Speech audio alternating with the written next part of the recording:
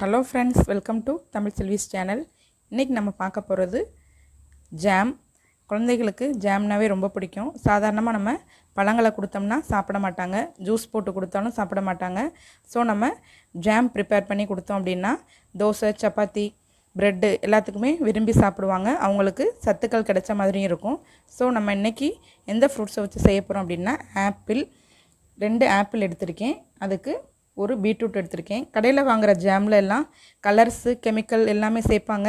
Preservatives சேர்ப்பாங்க கெட்டு போகாம இருக்கிறதுக்கு. நம்ம அது மாதிரி எந்த பொருளுமே சேர்க்க போறது இல்ல. வீட்ல உள்ள பொருளை வச்சே நம்ம ஹெல்தியான ஜாம் செய்ய போறோம். வாங்க இந்த ஜாம் எப்படி செய்யலாம்ங்கறத பார்க்கலாம்.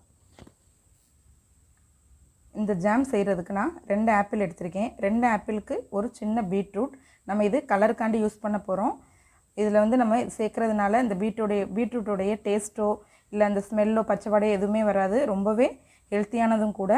2 ஆப்பிளுக்கு ஒரு பீட்ரூட் கணக்குக்கு எடுத்துக்கோங்க. நீங்கள் இதுக்கு மேலே நிறைய எடுக்கும்போது பீட்ரூட் அளவுகளையும் கூட்டிக்கோங்க.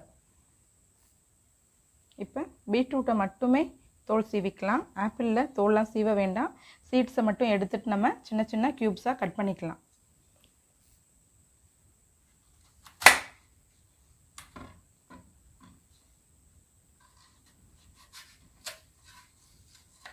சீட்ஸை மட்டும் ரிமூவ் பண்ணிக்கோங்க. இப்போ ஆப்பிளையும் கட் பண்ணி எடுத்தாச்சு. பீட்ரூட்டையும் இந்த மாதிரி கட் பண்ணி எடுத்தாச்சு. இப்போ இதை இட்லி பாத்திரத்தில் வச்சு நம்ம அவிச்சு எடுத்துக்கலாம்.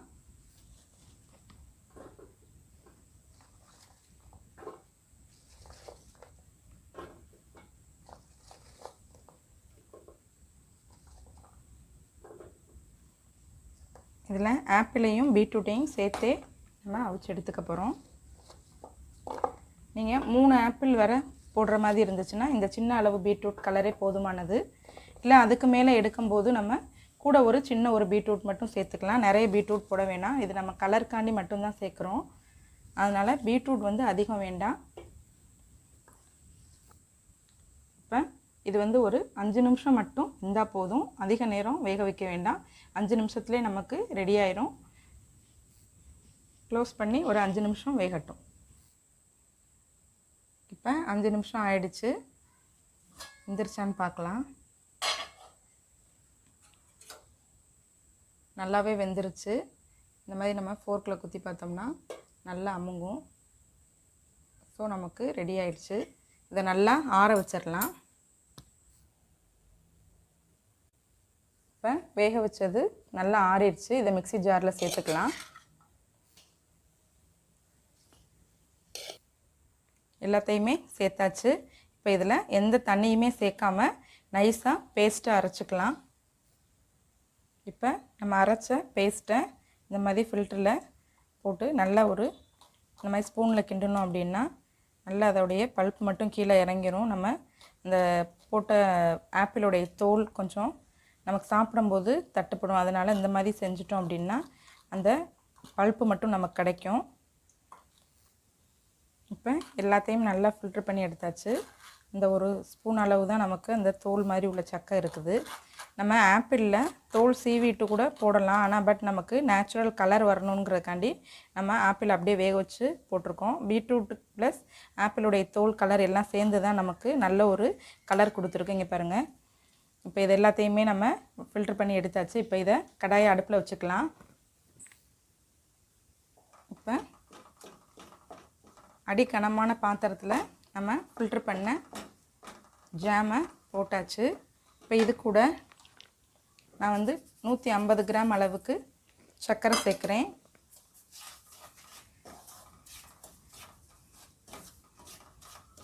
சர்க்கரை டேஸ்ட் வந்து நம்மளுடைய டேஸ்ட் அளவு தான். நான் உங்களுக்கு நிறைய வேணும்னா போட்டுக்கோங்க. இது கரைஞ்சிட்டு நமக்கு ரெடி ஆகிற நேரத்தில் டேஸ்ட் பார்த்துட்டு நமக்கு பத்தாட்டி கூட சேர்த்துக்கலாம். இது கூட ஒரு பிஞ்ச் அளவுக்கு சால்ட்டு சேர்த்துக்கலாம். இப்போ இதை வந்து அடி பிடிச்சிடாமல் நம்ம கிளறிக்கிட்டே இருக்கணும். டக்குன்னு அடி பிடிச்சிருச்சுன்னா இதோடைய டேஸ்ட்டு வந்து மாறிடும். ஸோ நீங்கள் கிளறிக்கிட்டே இருக்கணும். இது சீக்கிரமே ரெடி ஆயிரும். நம்ம எந்த தண்ணியுமே சேர்க்கலை. ஸோ இதோடைய டக்குன்னு ரெடி ஆயிரும். கொதி வந்தோடையும் அந்த நமக்குடைய ஜாமுடைய கன்சிஸ்டன்சி வந்துடும். நல்லா நம்மளுடைய ஜாம் ரெடி ஆயிடுச்சு. நீங்கள் இது ரெடி ஆயிடுச்சுன்னு பார்க்குறதுக்கு ஒரு மெத்தட் சொல்கிறேன். இந்த மாதிரி எடுத்துட்டு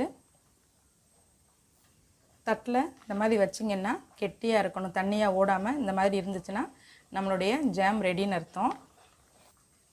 நமக்கு ஜாம் கன்சிஸ்டன்சி வந்ததுக்கப்புறம் இதில் ஒரு 10 ட்ராப்ஸ் அளவு லெமன் ஜூஸ் விட்டுருங்க.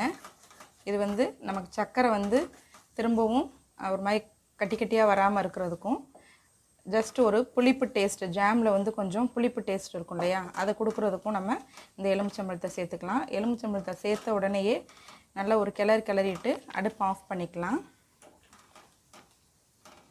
நம்ம எந்த கலருமே சேர்க்கலை. இதில் பாருங்கள், நம்ம பீட்ரூட்டு நம்ம ஆப்பிள் தோலும் கொடுக்குற கலரே எவ்வளோ அருமையாக சூப்பராக இருக்குன்னு பாருங்கள். நம்ம கெமிக்கலோ ப்ரிசர்வேட்டிவ்ஸோ எதுவுமே சேர்க்கலை. இந்த ஜாமை நீங்கள் 1 மந்த் வரை ஃப்ரிட்ஜில் ஸ்டோர் பண்ணி வச்சுக்கலாம். ஏர்டைட் கண்டெய்னரில் போட்டு டைட்டாக க்ளோஸ் பண்ணி வச்சிட்டோம் அப்படின்னா நம்ம குழந்தைகளுக்கு பழம் கொடுத்த மாதிரி இருக்கும், அவங்க ஜாம் விரும்பி சாப்பிட்ற மாதிரி இருக்கும். ஸோ நீங்களும் ஒரு தடவை இதே மாதிரி செய்து பாருங்கள். நம்மளுடைய சூப்பரான ஆப்பிள் ஜாம் ரெடி ஆயிடுச்சு. இது வந்து குழந்தைகளுக்கு ரொம்பவே பிடிக்கும். நம்ம வெளியில் கடையில் வாங்கி கொடுக்குற ஜாமை விட இது ரொம்பவே ஹெல்த்தியானது. பழங்கள் சாப்பிடாத குழந்தைகளுக்கு இந்த மாதிரி ஜாம் செஞ்சு கொடுத்தீங்கன்னா அவங்க டெய்லி தோசை, சப்பாத்தி, ப்ரெட்டு அந்த மாதிரி வச்சு சாப்பிடுவாங்க, ஹெல்த்தியாகவும் இருக்கும். ஸோ நீங்கள் இது மாதிரி வீட்டில் ஃப்ரூட்ஸ் இருந்துச்சுன்னா செஞ்சு பாருங்கள். நிறைய ஃப்ரூட்ஸ் வாங்குகிற நேரத்தில் இந்த மாதிரி செஞ்சு நம்ம ஸ்டோர் பண்ணி வச்சோம் அப்படின்னா 1 மந்த்துக்கு கூட நம்ம கெட்டு போகாமல் குழந்தைகளுக்கு வச்சு கொடுக்கலாம். சீப்பாக கிடைக்கும்போது நம்ம நிறைய கொடுப்போம் அப்படின்னு குழந்தைகளுக்கு வாங்கிட்டு வருவோம். ஸோ அவங்க பழங்கள் சாப்பிட மாட்டாங்க, ஜூஸாக போட்டால் குடிக்க மாட்டாங்க. இந்த மாதிரி செஞ்சு வச்சாங்க அப்படின்னா அவங்க நிறைய சாப்பிடுவாங்க. ஸோ நீங்கள் இந்த மாதிரி ட்ரை பண்ணுங்கள். இன்றைக்குள்ள டிப்ஸ் என்ன அப்படின்னா, கேரட்டை நம்ம மார்க்கெட்டில் வாங்கிட்டு வந்த உடனே நம்ம கழுவிட்டு ஃப்ரிட்ஜில் ஸ்டோர் பண்ணுவோம். கொஞ்ச நாள்லேயே ஒரு 2-3 நாள் ஆனோடையுமே இந்த பகுதியில் பின்னாடி பகுதியிலலாம் அழுகி போயிடும். ஸோ வந்தோடையும் நீங்கள் வாஷ் பண்ணிவிட்டு நல்லா நீட்டாக தொடச்சிட்டு இந்த மாதிரி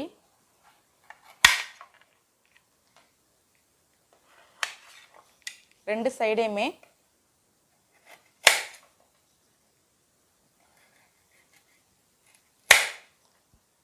இந்த மாதிரி மேல் பகுதியையும் கீழ்ப்பகுதியையும் கட் பண்ணிடுங்க. கட் பண்ணிவிட்டு நல்லா ஈரம் இல்லாமல் தொடச்சிட்டு டிஷ்யூ பேப்பரில் கவர் பண்ணி நீங்கள் பாக்ஸில் வைக்கலாம், அல்லது நீங்கள் கவரில் ஸ்டோர் பண்ணுற மாதிரி இருந்தால் அந்த மாதிரி வைக்கலாம். இந்த மாதிரி வைக்கும்போது நமக்கு கூடவே நம்ம எப்போதும் வர்றதை விட கூட ஒரு 10 நாள் கூட நம்ம ஸ்டோர் பண்ணி வச்சுக்கலாம். கேரட் வந்து கெட்டு போகாது. சீப்பாக இருக்கும்போது நிறைய வாங்குவோம், ஆனால் வந்தோடையும் வீட்டில் வந்தோடையும் கழுவிட்டு நம்ம ஸ்டோர் பண்ணும்போது கெட்டு போயிடும்.